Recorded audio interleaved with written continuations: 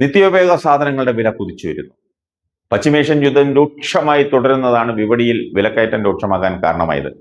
കഴിഞ്ഞ ദിവസങ്ങളിൽ വിവിധ ഉൽപ്പന്നങ്ങളുടെ വിലയിൽ 20% മുതൽ 50% വരെ വർധനമാണ് ഉണ്ടായത്. ഇറക്കുമതി ഉൽപ്പന്നങ്ങൾക്കാണ് നിലവിൽ വലിയ തോതിൽ വില ഉയർന്നിരിക്കുന്നത്. പ്ലാസ്റ്റിക് കവറുകൾ, പ്ലാസ്റ്റിക് ഉൽപ്പന്നങ്ങൾ, പാചക എണ്ണ എന്നിവയ്ക്കൊക്കെ വില വർദ്ധിച്ചു.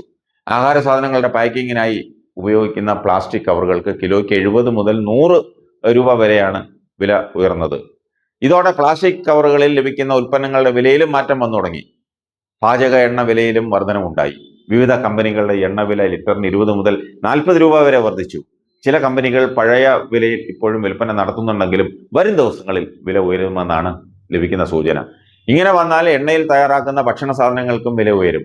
പാചകവാതക ക്ഷാമം രൂക്ഷമായതോടെ ചെറുകിട സംരംഭങ്ങൾ, ഹോട്ടലുകൾ, തട്ടുകടകൾ എന്നിവയുടെ പ്രവർത്തനം പാടെ താളം തെറ്റിയ നിലയിലാണ്.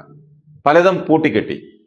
ഇതിന് പുറമെയാണ് വിവിധ ഉൽപ്പന്നങ്ങൾക്കും വിപണിയിൽ വില വർധനവ് ഉണ്ടാകുന്നത്. വിലക്കയറ്റം രൂക്ഷമായി തുടർന്നാൽ വരും ആഴ്ചകളിൽ നിത്യോപയോഗ സാധനങ്ങൾക്കും ക്രമാതീതമായി വില വർധനവുണ്ടായേക്കും. വിലക്കയറ്റം നിരവധി വനിതകളുടെ ഉപജീവന മാർഗത്തെയും ബാധിച്ചു. എണ്ണയിൽ വറുത്ത പലഹാരങ്ങൾ, ചപ്പാത്തി, അപ്പം, മാവ് തുടങ്ങിയ ഉണ്ടാക്കി വിൽപ്പന നടത്തുന്ന നിരവധി സംരംഭങ്ങൾ നമ്മുടെ നാട്ടിലുണ്ട്. ഇവയിൽ കൂടുതലും കുടുംബശ്രീ പ്രസ്ഥാനങ്ങളാണ്.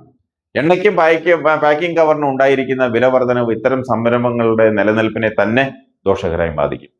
ഇതിനിടെ വില വർധനവ് കൃത്രിമമായി സൃഷ്ടിക്കുന്നതാണെന്ന ആക്ഷേപവും ഉയരുന്നുണ്ട്. യുദ്ധത്തിന്റെ മറവിൽ കൃത്രിമമായി വില ഉയർത്തുന്നത് തടയാൻ സർക്കാർ തയ്യാറാകണം.